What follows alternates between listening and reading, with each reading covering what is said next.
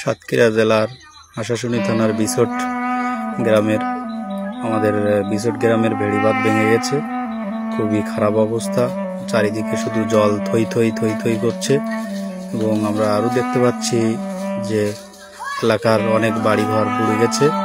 ইতিমধ্যেই জল নুলিয়া চেউটিয়া দিকে ধীরে ধীরে আসতেছে।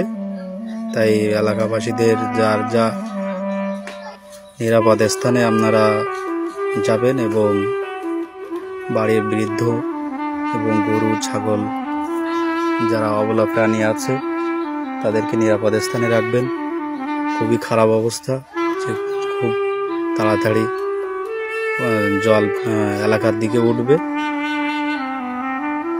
আজ আনুলিয়া বিছট খুব খারাপ অবস্থা, আপনারা দেখতেই পাচ্ছেন।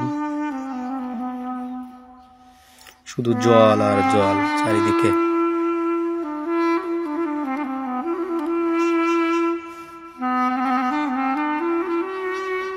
সকাল থেকে বেড়িবাঁধ দেওয়া হয়েছিল কিন্তু কোনো কাজ করেনি, তারপরও ছাপিয়ে চলে এসেছে জল।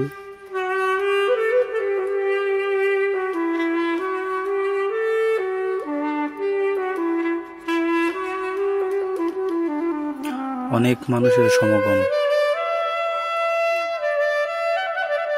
শুধু চারিদিকে জল আর জল, জল আর জল। এমতো অবস্থায় কি করব কিছু ভেবে উঠতেছে না।